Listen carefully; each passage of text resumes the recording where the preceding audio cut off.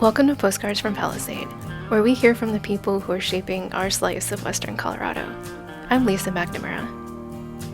Today we're talking about a few of the most notorious Grand Valley myths and legends, with two of my Palisade pals, LisaMarie Pinder and Corinna Scott.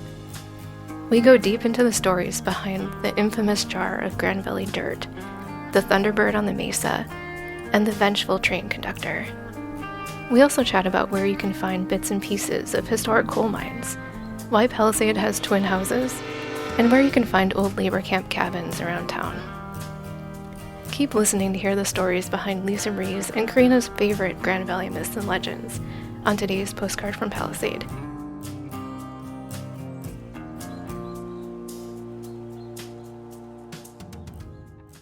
So today I'm joined by two of my wonderful friends, LisaMarie Pinder. Hello, nice to be here with you. And Corinna Scott. Hello, also nice to be here with both of you, all of you. I think that you are both two of the most interesting people that I know, and you both have such great stories and are such great storytellers. So I'm really excited to talk with you both and just hear about all the myths and legends that you know about Palisade. Do you want to go ahead and start first and introduce yourself? I am LisaMarie Pinder. I was born and raised here in Palisade, Colorado. Graduated from Palisade High School, Go Bulldogs, in 97. I moved to Austin, Texas in 1998, and then I returned home in 2020. And I've been here the last 4 years with my awesome husband, Gary, and I take care of my mom full-time, and she has Alzheimer's disease. 2021, my husband was finally able to come and join me here in Palisade. And, him coming from Austin, Texas, coming from a big city, he's a music producer and a professional musician, as well as having a real job, which my mom loves. But super talented, incredible producer, and has a ton of music out there. So if you want to check out his stuff, just look up Install on Spotify, and you'll find all of his stuff. Or check out Bandcamp and search Install or Mr. Gary Franklin and check out his music. And that is with double R's, not one R. Yeah. Oh, Gary, 2 R's, yes. We love Gary 2 R. I started a million years ago in Austin, Texas. And then we moved to Pennsylvania when I was fairly young. So I grew up outside of Philadelphia. I came to Palisade for the first time around 2008. I had a friend who moved out here and I came out to visit. And as I like to tell people, I caught a Ute curse. And now here I am all these years later. I moved out permanently with my son in 2018. He is now a freshman at Palisade High School. Go Bulldogs. And we just love it here. I never wanted to be anywhere else once I went up the monument one time. That's pretty much how it worked. And then I moved here and met you incredible ladies and our great group of friends, and I wouldn't want to be anywhere else. And I don't know how many people know this, but Corinna is the voice, the punster behind the sign. Yes. I manage the Sinclair Dino Mart here in Palisade, 309 West 8th Street. Please come visit us. And I absolutely love being able to try to be concisely clever in putting phrases, words, whatever I can up on the sign. Sometimes they're really super personal to the store, lots of happy birthdays. We have our regulars we really enjoy being like.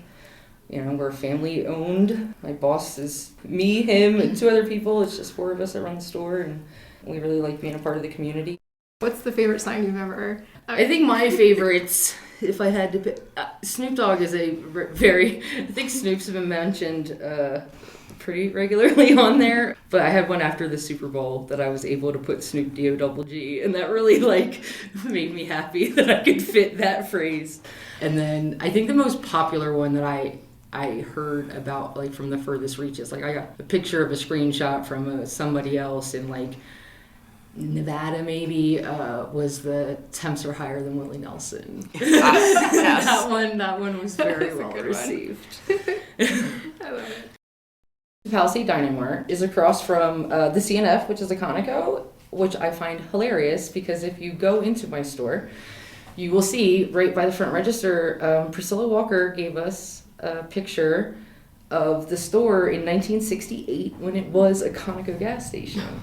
So it was the original gas station in town. That building, I believe, was built in 64. The picture that we have is from 68, and there's a really specific way to line it up when they redid the store eventually, they added on kind of to both sides. So then we got Diorio's on the one side and then the liquor store and the Kratom shop on the other side. But it used to just be that one section, and it was a Conoco. And then at some point, I don't know when they built the actual CNF, and then it became a Sinclair, and it's been a Sinclair, as far as I know, for at least 30 years. Longer than that. I know that dinosaur needs...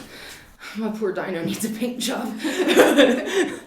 Anybody knows anything about paint fiberglass, let a girl know. You can really line up, that window when I they think did I that remember window. it being like a It used to gas be station, 5 but Bs. yeah, like a gas station, but had more automotive-y kind of stuff Yeah, too. and it was. That's kind of what I because remember it being when I was, really young. And then it had the sandwich shop. It was 5B for a long time. Yep. And the B... I forgot that it was the 5B. And the 5B God. was the kids' names. They all started with B. And there was I two totally twin forgot about girls that drove... I have heard legend of these hot twins that drove a Jeep in their cutoffs in the early 80s and worked at the store. And I love hearing... It used to be the old man coffee stop. Way back, the guys, there used to be more of a counter area in there, and they would come in and they got free coffee, and they would just sit there and shoot the breeze for hours and hours. But so then every once in a while, somebody will walk in and look around and be like, wow. They did a full renovation about 8 years ago because there used to be a pass-through into what is now Palisade Kombucha. It used to be a little sandwich shop, and you would go in the store and you could walk through the back and get to the sandwich shop. I guess it's probably been 8 or 9 years now that they renovated that and got rid of it or closed that off and made it its own separate thing. You just unlocked a memory of For it. I'm like, memory, oh my huh? God, I just had this flood of oh my gosh, how many Yes. things now I remember. Sorry Sinclair, I didn't mean to block you out, but apparently It's fine. I'd forgotten about it. But now that was great. Thank Yeah. you. Thank you for unlocking a core memory. Yep. I remember getting a sandwich from there and going down and fishing underneath the Colorado Bridge off of Highway 6, down where we drop in to go rafting. Mm-hmm. A core memory of sitting there with my dad fishing and eating a sandwich from the 5B. The 5B. Yep. I can't remember all the B's, but it was Barry, Barbie. Well, I guess that would be Barbara. But it was the kids' names were all B, so that's what the parents named the store was 5B. And the family owned it for quite a number of years. I've had 1 or 2 of the actual family members stop in. But I found out about that legend from the old football coach. He's one of my regulars and comes in and tells me. And if you don't already have, I'm sure you have a ton of regulars, but if anybody doesn't go to Sinclair and knows stories about the building, you've got to come talk to Corinna. I'm there 6 to 2, Monday through Thursday. And all kinds of other random times, too. Yeah. If you need me, go to Sinclair. They will give me their post-haste. We're here to talk about legends and myths. And so just to define what a legend or a myth is that there's going to be different interpretations of it. And somebody listening is going to say, that's not how I heard it from my mom, or that's not what I believe. And so that's the point, though. There's facts behind everything, but a myth or a legend is a story at the end of the day. So was there anywhere you wanted to start? Anything that... Well, funny you asked, Lisa, because I brought my jar of dirt.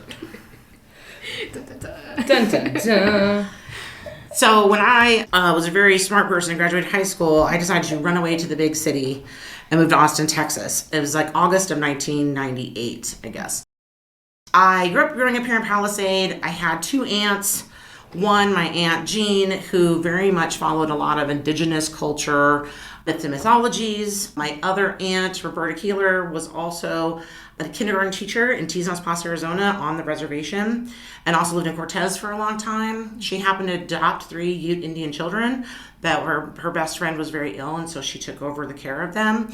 So growing up from a very young age, I was surrounded by a lot of indigenous culture, whether it be Navajo, Anasazi, Utes, and then obviously having 3 adopted cousins that I love very, very much. My aunt really wanted to keep their spirits alive of who they were. And so we went to a lot of powwows, things of that nature. Anywho, when I was going to leave, my Aunt Jean was like, you better get your jar of dirt. And I was like, is this a prank? What are we talking about here? But I'd kind of heard about it, but didn't really know all that much about it. The mythology of taking a jar of dirt with you when you leave the Grand Valley stems from what I have been told. Back in 1881, when the last Ute people were forced out of the valley, the legend is that the chief cursed the valley and that nothing would come of this place. It would stay desolate, and that anyone that moved here would be forced to stay here and suffer, kind of, is from my interpretation of what I heard. So the only way to circumvent said and then then also so you'd be stuck here forever. So the only way you could ever leave the valley and be prosperous when you left is you had to take dirt from the four corners of the valley and take it with you and keep it with you always. And the legend follows that if you don't take said jar of dirt, that you will be forced to return here under dire circumstances. Okay. So I think we're similar. I'm glad. Okay. Yeah, so that's always what I've told. And my aunt, I'd heard it kind of before, but my aunt really impressed upon me that I needed a jar of dirt. Right before I left, a girlfriend of mine came over with this beautiful, foot-tall jar. It's like a 3 by 3 inch, 12-inch jar. Mm-hmm. And she says, get in the car, we're going to get your dirt. So her and I had a wonderful afternoon riding around, and we went to the four corners of what we thought would be the four corners. Mm-hmm. So in this jar, there is dirt from the book cliffs. Okay, which is kind of like a lighter whitish color. Yep, at the bottom, you can kind of see that it's real shale right there. Then the next one is on top of the Mesa. Oh. So this is the very top of the Grand Mesa, like kind of near Land's End Road, where the best chipmunks, or land squirrels if you want, are. And then this guy is from the Colorado National Monument. This is like from Cold Shivers Point. Okay. Went and got this dart. And then this guy's from the Uncompahgre. So we went down like Dominguez Canyon. I guess more it's Escalante Canyon off of Bridgeport Road, out past Whitewater. And so these are my three corners, or four corners of the dirt. Maybe. So it's like whitish, brownish, or just greenish. Yeah. It's very visually beautiful. So I took this jar of dirt and I left, ran away to the big city, went to Austin, Texas, and I've had this jar of dirt always sitting in the living room where I could see it the entire time I've lived in Austin. In 2020, when COVID hit, I got a call from my mom's friends, because my mom still lives here in Palisade, that my mom was not acting right. And so I flew down here right away to check on her and find out what was going on, and quickly realized that dementia had hit her pretty bad. So it being COVID, I stayed here and was here taking care of my mom while my husband and daughter still in Austin. And I didn't have my damn jar of dirt. I was just here without my dirt. So it was pretty upsetting. Anyways, come to find out, my mom got diagnosed with Alzheimer's disease. And I've been taking care of her ever since for the last 4 years. And she's the awesomest, bestest lady in the world. She deserves the best care because she is literally a wonderful mom and been a wonderful friend and a wonderful steward of the community. Anyways, finally 2021, my husband was able to come up here and join me. And I went and got my jar of dirt in Austin and packed her up and brought her home. And some people are like, well, you still had your jar of dirt, but you still had to come home for this bad circumstance because your mom.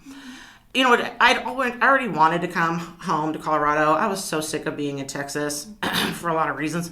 I wanted to come home and be back in have 4 seasons, be in the mountains, be back in a small community. I missed having a small community rather than just being a number in a big city. So honestly, coming back here and being able to spend the quality time I'm spending with my mom, moving back here allowed me to make wonderful friendships.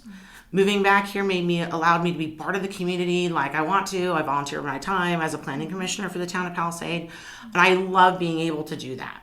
And so while I do have my jar of dirt and I did have to come back here, ultimately it was one of the best decisions I could have made for myself and hopefully for my husband, and ultimately, of course, for my mom.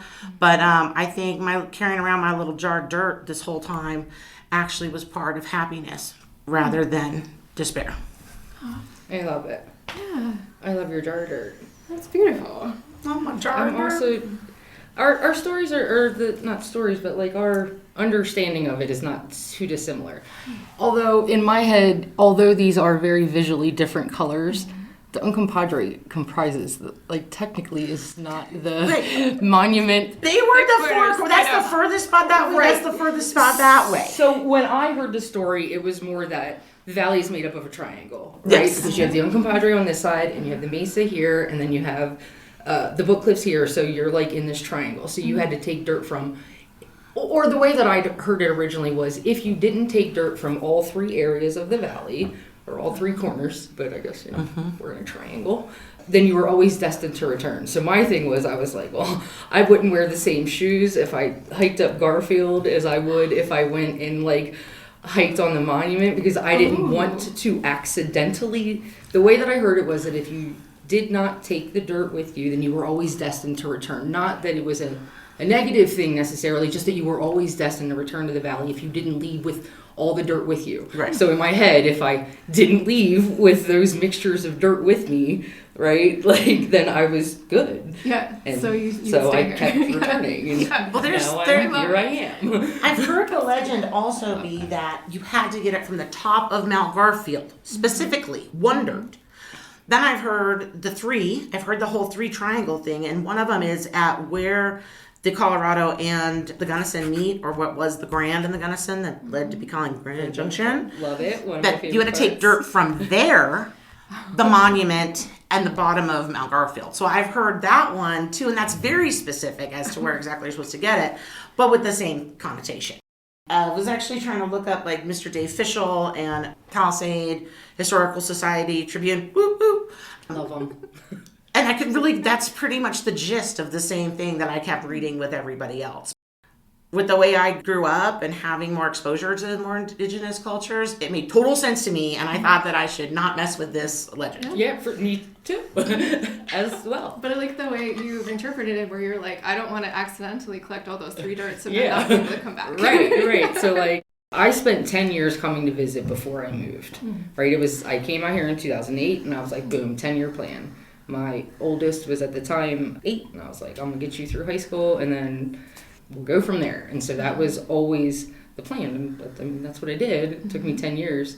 But I would come out here for the weekend because it was cheaper to fly out here and get a cheap rental car. Like, I would fly to Denver. I would get a cheap rental, like $12 a day. It was amazing. And I would fly out here. I would stay with my friend. We would go do too many shots for a Flatlander at the distillery before they measured their pours, and I can no longer have cherry limeade flavored anything. So there's that. That might be the Palisade legend. Oh my gosh. That if you don't wind up on the floor after a night at the still, We could have a whole You're not- podcast about the livery. I mean, come on. Oh my Ma'am. god, yeah. Oh jeez. we can. I like to Well, point yeah. out the bullet holes in the ceiling to people that have never noticed them. Yeah. That's always fun. Be like, yeah, just look up. Actual bullet holes are in the ceiling. Yeah, there's all kinds of great, wonderful things that you can Well, place so on yeah. delivery. So before we move on from the dirt, though, so I think the moral of the story is basically if you want to leave, just get as much dirt as you can from everywhere. I would think And then it get out should here. be take dirt from whatever area means the most to you. If it's your childhood home and it's a happy or something that gives you good memories, dig up some of the dirt in there and throw it in a jar and take it with you. Or if it's a special place or a park or wherever, I think that's the moral of the story, is taking something that means to you. Means something to you. I like that. So that's how I would apply the jar of dirt theory Good stuff. for collection purposes. Yeah. Okay, cool. I like it. So yeah, going back to the live then. I mean, we can't talk about anything that we've done there. What? I've never been there. I don't know what. Oh you no, mean. that's Is you're that right, the you're right. library You're over right. here? I have never been to the library. Can you take me to the library? People have asked me before. Yes, I will happily take you to the library. All right, next myth. What's the next one? What do you want to talk about? I like the Thunderbird story. Thunderbird story is going to cause controversy Oh yeah. because everybody tells it a little different. But I think you know it the best because I'm sure you've heard Dave tell it. I've heard the Dave version, and I learned it from Dave. Shout out to Dave Smith, Valley Tours. Yeah, Dave's who taught me that story existed. So then I went on my nerdy deep dives, which is what I like to do. And that's how I know so much random facts about Palisade, if we're being honest. I have done the Historical Society's walking tour numerous times, maybe not always walking, usually on a bike. Love a pedal. But then I literally, in my phone, if I were to go over there and get it, but I'm not gonna, my top saved search window in my internet is Colorado Historical Papers. So like if I hear a story, like I decided I wanted to look up more about the Gearhart mine. There used to be a man named Zeke Phillips that owned that mine. If you look up Zeke Phillips in the Palisade Tribune, get all kinds of stories. Zeke like hit a train with his truck and still drove the truck away. Just limped it on home. He wasn't going to be stopped. But that's like the kind of things. So I get off track. What was I talking about before that? Thunderbird. The Thunderbird. Thunderbird. Dave Smith. Dave Smith. Thunderbird. See, you're going to edit all that part out. Yes. Shout out to Dave Smith from Pally Church for telling me about the Thunderbird. And then if you go online, Seth Anderson, who is one of the founding brothers that founded Loki Outdoor Gear, Seth has numerous published articles and stories, and most of what you can find about the Thunderbird online somehow is like either it's Seth's telling of it to various things, or it's him like saying here. Like I've read quite a few. Most of them start, but it always, if you get Seth Anderson, you can find it. There's many a pathway to a different Thunderbird article. So the story that I know of the Thunderbird on the side of the Mesa is that there was a great warrior who came home to the village one day and all the village children were missing. And so he rounded up some other warriors and they went on a search, and they went up and they found small children-sized bones in the Thunderbird nest. So in retribution for their losing the youngsters from their tribe, they took the eggs from the Thunderbird's nest and dropped them into the river. And so then the Thunderbird comes back to its nest and sees that its eggs are missing and is searching for it and is picking up boulders and tossing them down and picking up boulders and tossing them down, and then finally realizes that the snake, aka the river, has its babies, picks up the snake, shakes it all around, fills in the holes, and that's how we get 300 lakes on top of the Mesa. Because the Thunderbird angrily threw, which understandably, threw down these boulders and created all these beautiful lakes, and then the river filled it in. Now, I will say that the river filling it in, sometimes in my telling of it, I like to be really dramatic and say that the Thunderbird's tears filled it in, but I have to be being in a very dramatic mood. Hey, it's folklore, man. You can change it whatever you want. So I've told this story both ways to different groups of passengers, I'm sure, but usually I stick to the snake because then I get to talk about the river, and I love the river, so... And so then that's what's in the side of the cliff then. Memorialized as the Thunderbird picking up the snake. Yeah, because if you look, you can see like the sides of the wings, and then you can see it's like talons like grabbing like what looks like a snake, and there's our Thunderbird. Right, so it looks like one wing looks like there's a snake dangling from it. Yeah. Right? Yeah. Yes. I've heard so many different variations of that story. I did see an idiot one time post online, like, what's the name of the bird-shaped image on the Mesa that was carved in by the Ute tribe? I was like, okay, now this is when you're like, no, that's not remotely true. Like, It's actually not how that happened. which I'm sure lots of people would have to say, especially about the Thunderbird in particular, or, even things like the swan on the side of the Mesa, and you're supposed to don't plant your crops until the swan next breaks. Those kind of little things. On the very front of the Mesa, some people say it's a bear, some people say it's a rhino. That's also a contention. Well, that's sometimes. what the Mesa is known for, is the rhinoceros population. Yes. Yeah. Yep. Of course. All those It's clearly a rhinos. Love it. And I know, Corinna, you mentioned one time that you wanted to hike up and try to find that location and just see what it looks like. I do. I have also, circling back to Seth Anderson, read his tale. He almost died on the Thunderbird, more than once. Hiking or something and got lost. So, yeah, well, I think once was snow maybe related. I don't want to mistell that story. The other was basically a rock slide. But I have a 14-year-old son who likes to say things to me like, "Don't forget, Mom, thrills kills," when I'm telling him of the wild things I would like to go do, like go rock climb the Thunderbird or something like that. I got 4 more years to constantly remind myself that my kid can't be an orphan. I actually I went to the base of the Thunderbird this summer, and I had never been up there. Being part of the planning commission, I went with other commissioners and our town trustees and town water public works and Austin Fire Department and people that do wildfire rescues and wildfire prevention.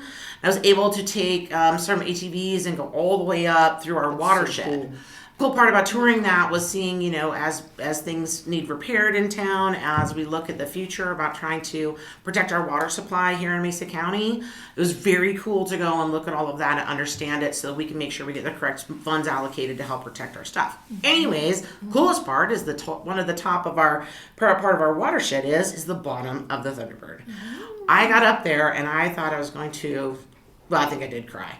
It was actually my birthday, but it was just very cool to see it up close because when you're let's say if you're in Grand Junction and you're looking east to the Mesa, you see it so much more clearly. Mm-hmm. And it just still looks like this really large rock outcropping. But when you get really close to it, it totally changes your whole perspective of how it looks. Like all of that volcanic, it's not basalt. It's basalt. Is it basalt? It is basalt. Yeah, basalt. Thank you. Thank you. Smarter I than remember you know. my rocks right now. Huge outcropping of those rocks, but it is really kind of amazing to see up close. Yeah. Yeah. All right, 4 years. Yeah. Maybe I'll Yes. know how to rock climb by then. Probably not. Well, we got you. We'll be fine. Just wakes me up. I know, like, if you do the rim trail hike even, you can see, there's all kinds of cool rocks. Sorry. Okay. You said rocks. Because there used to be, they used to pull gypsum. Like, there's a mine claim right there, just to the east when you're going up that first pitch. Oh, yeah, with that right road before that you get to the kind of rock that has the thing that guy put on there. Yes. That little thing. Mm-hmm. Which that mystery was solved. But yeah, you can see, gypsum rock right there, which, I don't know, I think that's really cool. Yeah. So, Smoke break? you want to do a smoke break? We'll keep going. Smoke break? Yeah, I'm always down for smoke break. Let's do smoke break. All right, fine. So we can regroup and think about other stories we can tell. To be continued. So it's not as rambling. Dun, dun, dun. Yeah. Okay. All right, what are we talking about next? Anyway, ghost stories or train stories or mine story? Yes. we could just start with the mine and then, or we could just start with the train. I don't know. Let's start with the train, Okay. and then the train ties into mine too. So I know one thing that somebody had asked me. I think it was Bill McDonald had said you should do an episode about the trains, and I'm like, yeah, okay, that's really interesting, but I don't even know where to start with that. But I know something that I always wonder, especially when I'm laying awake in the middle of the night listening to the trains lose their minds. It's why do the trains make different sounds? Who brought it up first? I did. Okay. I live on, Lisa Ann lives on one side of the tracks, and I live on the other side of the tracks. We both live in a close proximity to the train. And as I've been living closer to the train, because I grew up closer to where Golden Gate is, the trains have different sounds and different rumbles. Yes. So it has a bigger, more boosty rumble to it if it's obviously carrying something really heavy like coal and stuff like that. But then I noticed that there's different train horns. And there's different pitches, apparently, depending on what type of train it is as well, to the horn. But I started to notice that there's one conductor in particular that instead of just honking at the rail crossings, he comes around Tibet Canyon and just lays on the horn all the way through Palisade to past maybe 34 Road. I'm not sure where his madness stops. But it's just very distinct. There he is every time he does it. So someone had told me, it's oh, well, you know why that is, right? I'm like, why? Well, apparently that conductor, his ex-wife lives here. And he wants to make sure that she hears him every time he comes through town and wakes up. So that is the tall tale legend that I heard about the train and why it is so very noisy on occasions. Interesting. I have heard very similar. I live down by the river, not in a van. So I don't get interrupted in my sleep from the trains as often as you two do. But I have heard that same story. I also know that legally, the train conductors are required to blow their horn 20 yards before and after every railroad crossing. And because Palisade has so many roads and streets that cross over, it is easier if a conductor didn't feel perhaps lifting his hand up to just lay on that bad boy until he gets all the way out and it's past the mine. Once you get out past And safety that first, way. right? We want everybody to be safe, not Yeah. condoning having honking of horns. It was just a fun story. Yeah, no, I love it. Because I know which one you're talking about, and it does seem like there's just one that just lays on the horn. People do love that story. Is it ex-wife or is it just laziness? Yeah. Who knows? Maybe a little bit of both. Probably a combination of both, and that's why he has an ex-wife. Zing. But bump. Oh my god, that's great. Okay, so that takes us to the mine. To the mine. The other side of the valley. Yes. And yeah, so I think a lot of people know that there's a lot of coal mining history in town. Yeah. So there One in were particular. like 13 mines total, from my understanding, or somewhere around that number, from like the Debec Cutoff Road, if you're heading up the Mesa, that Debec Cutoff Road, into the Book Cliffs. And like I think the Carpenter mine is probably one of the further ones out, and that's closer to Fruta. Having not grown up in an area known for mines, I grew up in eastern Pennsylvania, not western PA, which is where all the coal mines are, so I don't know nothing about no coal mining. Or I didn't grow up knowing it. But when I moved here with a young boy, it's one of the things that I made sure that like I talked to him about. And the Gearhart mine, which is the mine that you can see if you are looking at if you're standing in Palisade and you're looking at the Book Cliffs, depending on where you are, for the most part you can see it. Sometimes you can be a little bit too close or not at quite the right angle, but pretty much if you can see Mount Garfield, just about a quarter mile to the east of Garfield, you'll see a big black mark. And if you're closer and you look a little bit closer, just above that black mark is actually the old mine, like pieces of the old mine. And if you do that amazing hike up Mount Garfield, love it so much. It's brutal, but it's great.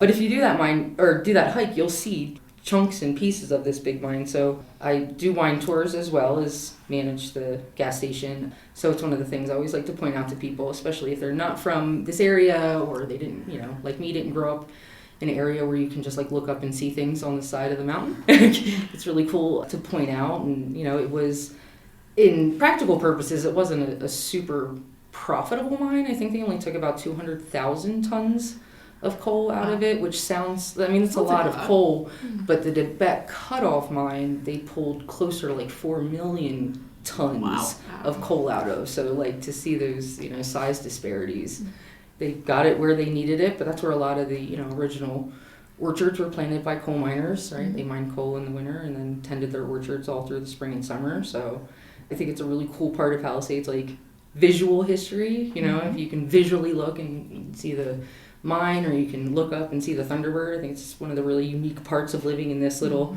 section of the valley. Like our view of Garfield is always that view, and so everybody else in the valley's view is the opposite view. Yeah. Like I have a tattoo of Garfield, but it only makes sense if you know it from the Palisade view. And so. I have like a sketch of Garfield, and then somebody pointed out to me really early on. I bought it right after we moved here, and then they were like, "That's from the wrong side." That's from an artist who lives in Junction, right? So I'm like, "Oh, it is from the wrong side."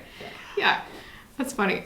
Yeah, and it's so amazing too. Like when you're hiking up, like the Stagecoach Trail, or you're at Cameo and hiking back past the shooting range, and you can just see these big deposits of coal, like in the side of the cliff, and it smells like coal, and like.